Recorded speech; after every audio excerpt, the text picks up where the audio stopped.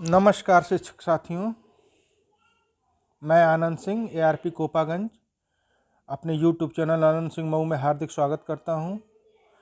मित्रों, मेरे कई शिक्षक साथी पूछ रहे थे कि सर मैंने निपुण लक्ष्य की ट्रेनिंग नहीं की है और मेरे पास कोई जानकारी नहीं है, मैं कैसे शिक्षक डायरी मेंटेन करूं, कैसे अपना शिक्षण कार्य करूं।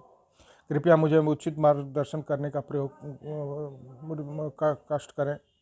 तो मित्रों देखिए, बहुत सी भ्रांतियां हैं, बहुत सी कन्फ्यूजन है कि शिक्षक डायरी कैसे मेंटेन करना है, कौन सा कॉलम कैसे भरना है, निपुण लक्ष्य को कैसे करना है, तो नाम संदर्शिका का कैसे प्रयोग करना है। तो मित्रों एक बात बता दूं आपको कि जो भी शिक्षक कक्षा 1 से 3 तक अपना शिक्षण कार्य कर रहे हैं, वे अपनी आधारशिला क्रियान्वयन संदर्शिका, उनको जो भी प्रिंट रिच मटेरियल मिला हुआ है, बिग बुक मिला हुआ है, उसका प्रयोग करते हुए अपना शिक्षण योजना, वो जो आधारशिला क्रियान्वयन संदर्शिका है उसको प्रयोग करते हुए अपनी शिक्षक डायरी को डेली, जो पहला पेज आप शिक्षक डायरी में खोलेंगे जिसमें सप्ताहवार योजना बनानी है, उसमें तो सप्ताहवार भरेंगे, अनुमानित कालांशों की संख्या, कब तक पढ़ाएंगे, कौन सा विषय पाठ का कितना पढ़ाएंगे।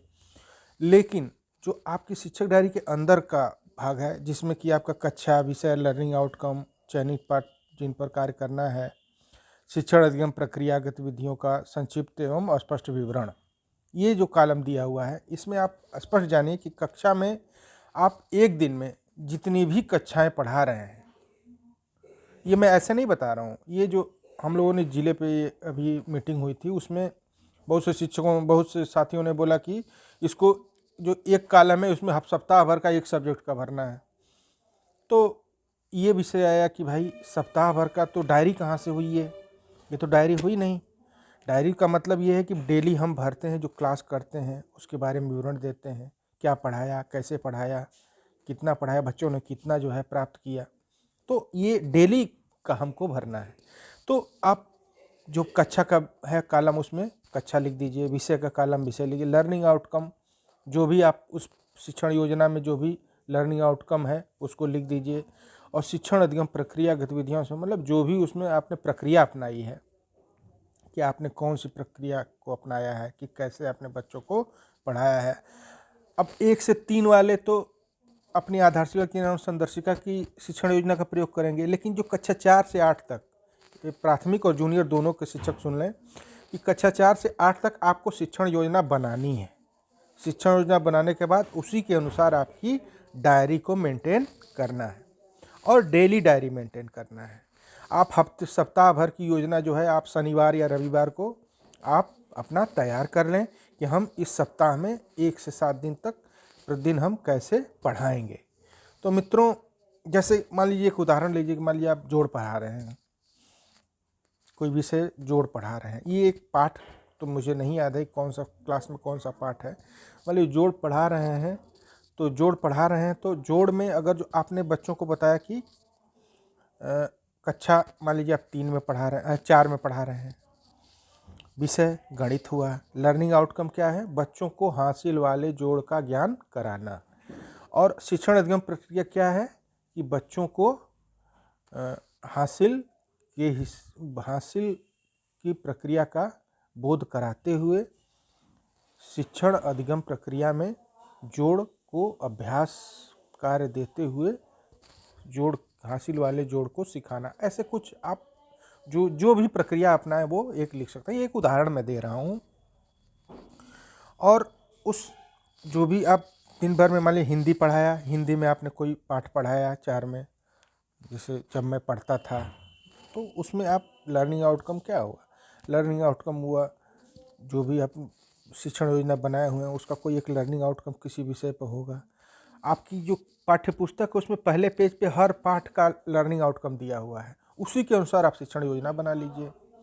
तो आपको शिक्षण योजना बनाने में आपका एक प्रारूप भी आप शिक्षक डायरी में ही दिया हुआ है, कैसे हम शिक्षण योजना बनाएं, तो उसके अनुसार आप शिक्षण योजना बना लीजिए।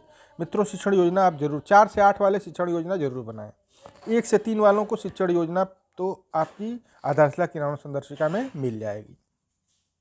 और जिन लोगों ने निपुण लक्ष्य की ट्रेनिंग नहीं की है और कक्षा 4 और 8 में 4 से 8 में पढ़ा 4-5 में पढ़ा रहे हैं, वे लोग ये जान जाएं कि अपने पाठ्य पुस्तक से शिक्षण योजना जो आपके शिक्षक डायरी में प्रारूप दिया उसके अनुसार बना लें, और इतना स्पष्ट जरूर कर लें कि जो भी बच्चा कक्षा 4 या 5 में है अपनी पूर्व की कक्षा का जो न्यूनतम अधिगम स्तर है वो प्राप्त कर ले। इसके लिए आपको क्या करना पड़ेगा, आपको एक उपचारात्मक शिक्षण रेमेडियल टीचिंग का क्लास अवश्य करना पड़ेगा। मान लीजिए कि आपने 6 पीरियड के बाद 1-2 पीरियड तो आपको रेमेडियल क्लास अवश्य करना पड़ेगा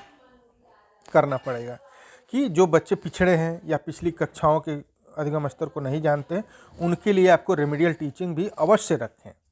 साथ में अगर जो मान लीजिए आप शिक्षक डायरी बनाए हुए हैं, आप एक चीज़ आप अक्सर टीचर पूछते हैं कि सर इसमें जो एक कॉलम लिखा हुआ है शिक्षण योजना के क्रियान्वयन के संदर्भ में वास्तविक उपलब्धि एवं शिक्षक का स्व आकलन क्या लिखें।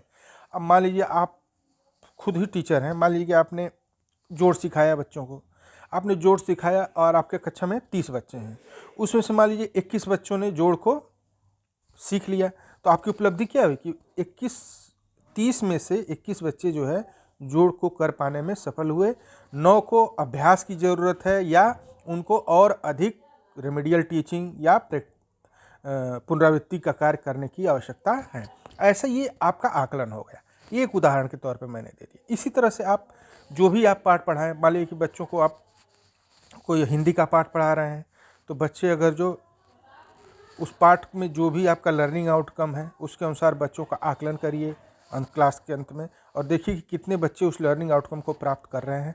उसके बाद आप लिखिए, ये भी लिख सकते हैं कि कक्षा के 50% बच्चे, 60% बच्चे, 70% बच्चों ने जो है निर्धारित लर्निंग आउटकम को प्राप्त कर लिया। 30% बच्चों के लिए अगले कालांश में आगे की शिक्षण योजना में हम कार्यान्वित करेंगे। तो इस तरह से आप बच्चों को आप शिक्षक डायरी के द्वारा इस तरह से आप बच्चों को पढ़ा सकते हैं। अब जो लोग निपुण लक्ष्य की ट्रेनिंग नहीं की हैं उनको परेशान होने की ज़्यादा ज़रूरत नहीं है।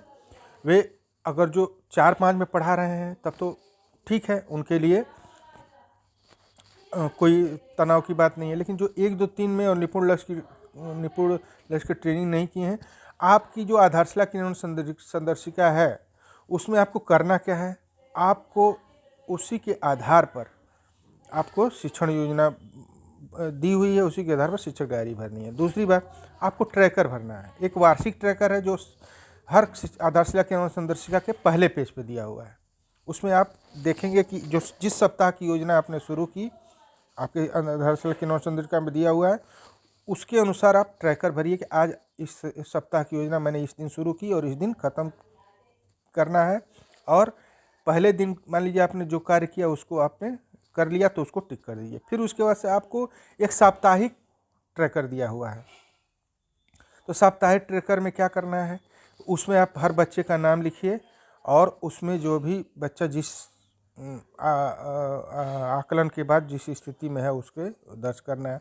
फिर एक बात सावधिक आकलन है, हर भाषा में कब होना है, 9वें और 18वें में, और गणित में कब होना है, 11वें और 22वें में होना है।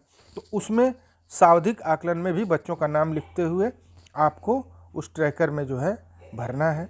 किनको कौन से बच्चे जो है 50% से अधिक पाए हैं उनको एक ग्रुप में रखना है, कौन से बच्चे 50% से नीचे जो 50% से कम पाए हैं उनको एक ग्रुप में रखना है, 50% से अधिक पाए हैं उनको बी ग्रुप में रखना है। तो ऐसे बच्चों को आप सावधिक आकलन में करेंगे और उनके लिए पुनरावृत्ति, रेमेडियल, गृह कार्य जो कुछ भी आपको देना है उसी के अनुसार आपको करना है।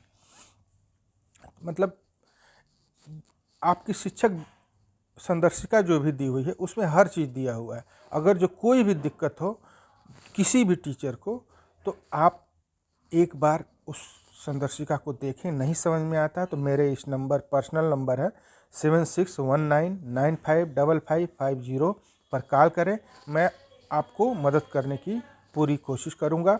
आपको कहीं भी घबराने की ज़रूरत नहीं है, आप आराम से अपना कार्य करें। हाँ, 4 से 8 वाले अपना शिक्षण योजना के साथ साथ रेमेडियल टीचिंग का कार्य अवश्य करें।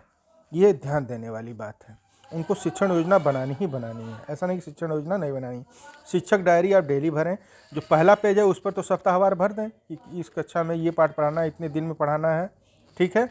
और अंदर जो है जो भी ये सप्ताहवार दिया हुआ है, उसमें जो एक खाना है उसमें सब एक दिन में जो पीरियड आप पढ़ा रहे हैं, जैसे पढ़ा रहे हैं, जो भी लर्निंग आउटकम है, जो भी आपने शिक्षण प्रक्रिया अपने उसको आपको भरना है। अंत में उपलब्धि और क्रिया वो स्वाकलन भरना है।